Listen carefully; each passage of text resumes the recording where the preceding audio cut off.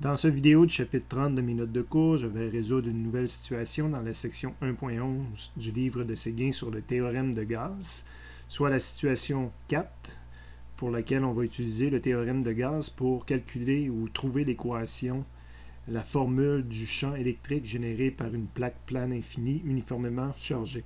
Donc, je vous invite à prendre connaissance du libellé exact de la question à la page 103, de la situation à la page 103.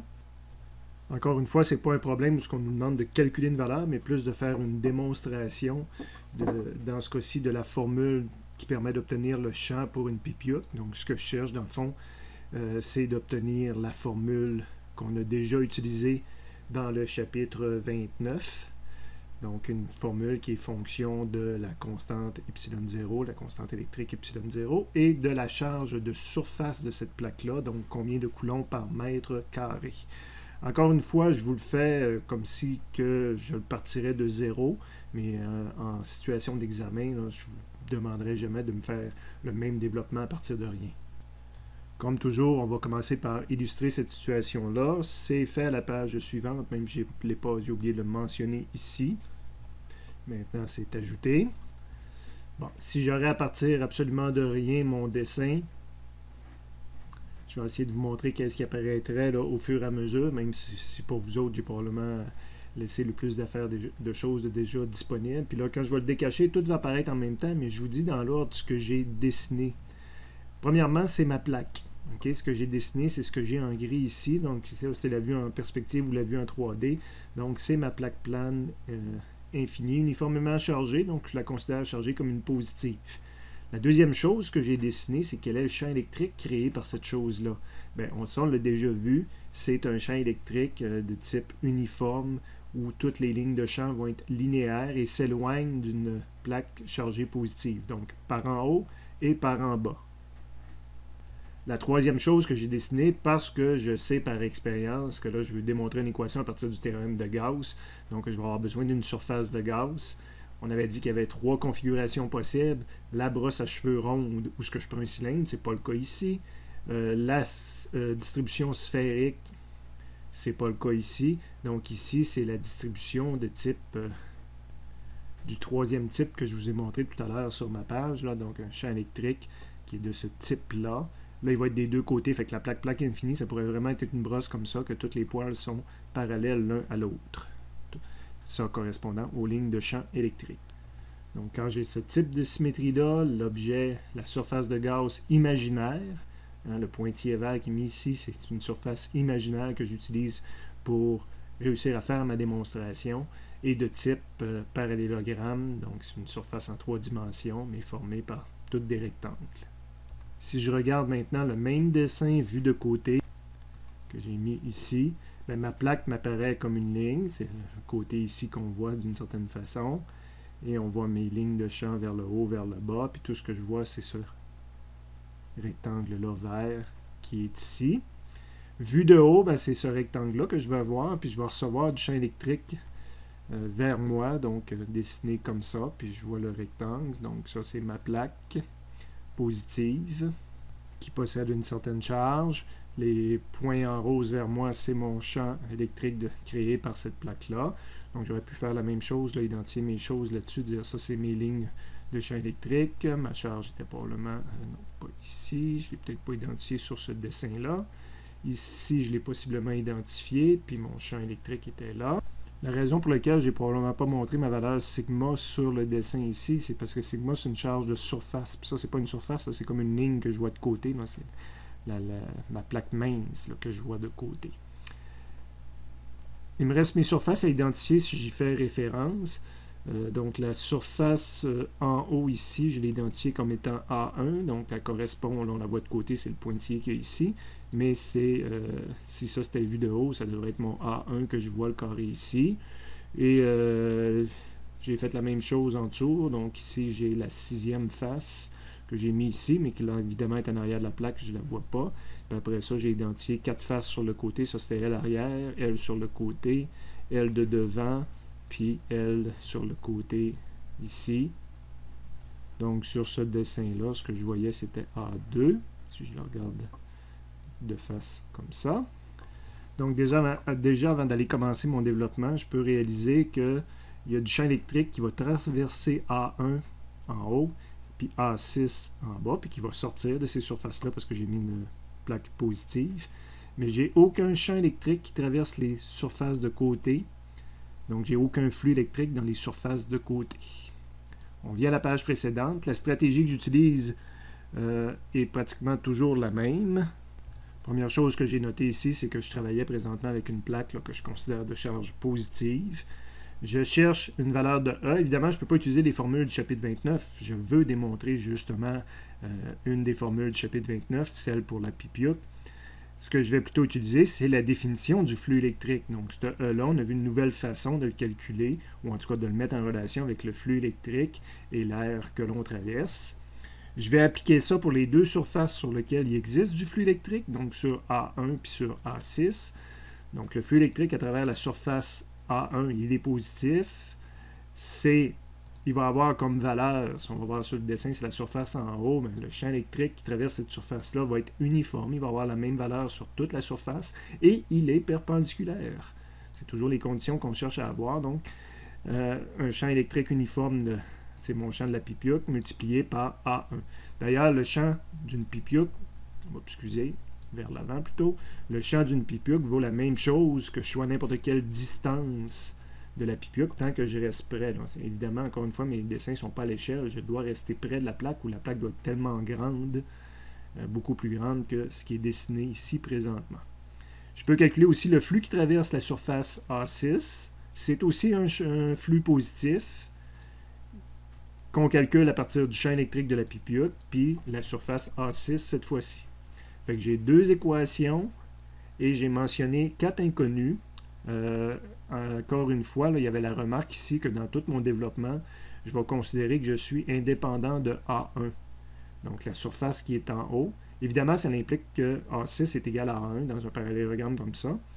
Mais il reste que la surface ici, que j'ai pris un gros parallélogramme ou un petit parallélogramme, je vais être indépendant de ça. On va même réaliser qu'on était dépendant aussi de la hauteur qu'on va avoir mis.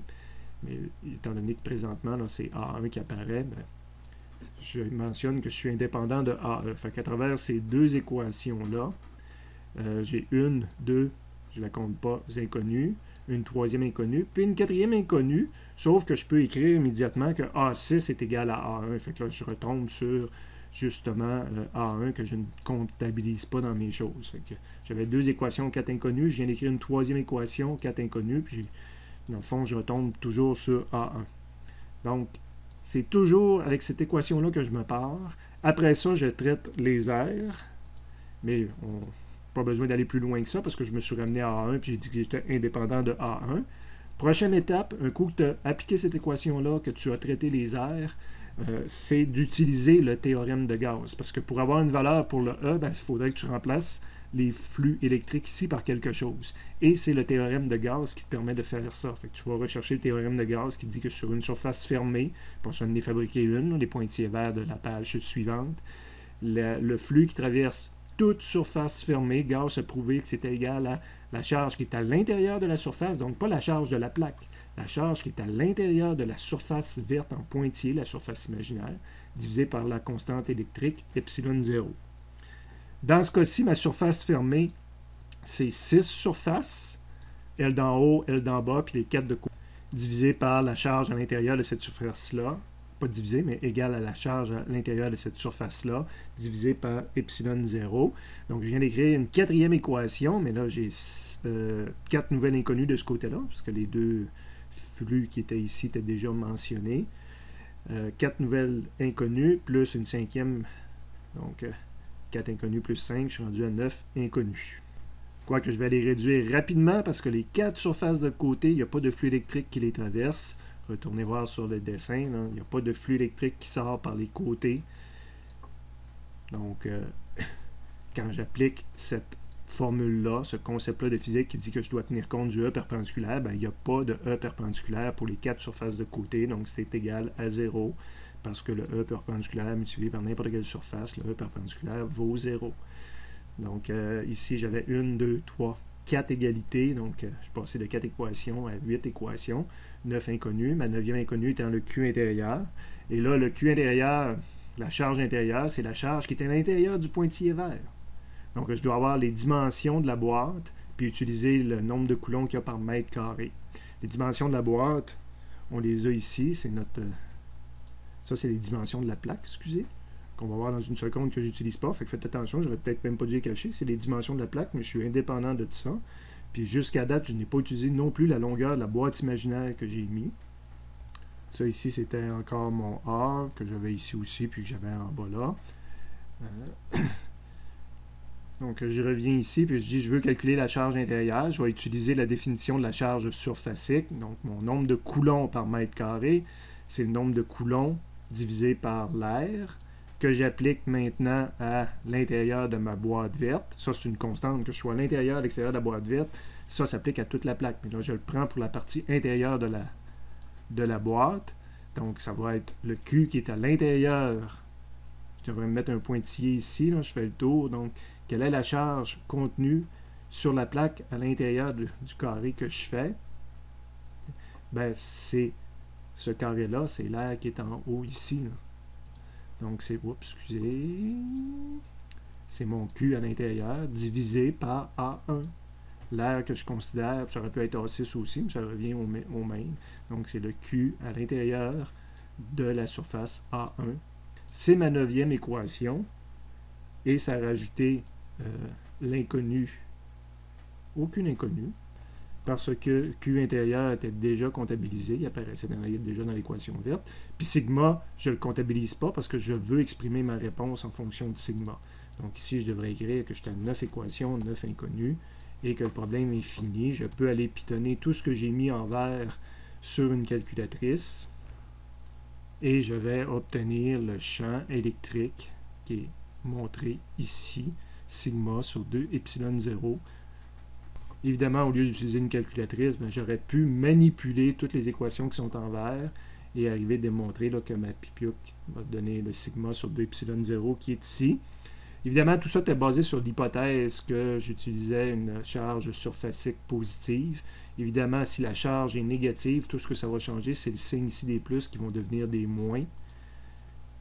Ce qui est montré en bas ici, puis c'était la deuxième équation que je pourrais aller vous montrer sur la calculatrice. Mais je vais arriver à la même réponse, sauf que je vais avoir moins sigma sur 2 epsilon 0. Évidemment, ça c'est pour un sigma qui est négatif. Donc ça fait moins, ça retombe à la même équation qu'en haut. Donc en valeur absolue, j'ai la même chose en haut puis en bas ici. À la page suivante, j'ai fait justement ces deux regroupements-là. Donc si j'obtiens ça pour un sigma plus grand que 0, puis ça pour un sigma plus petit que 0, je peux les recombiner et dire, de toute façon, je vais toujours arriver à ça.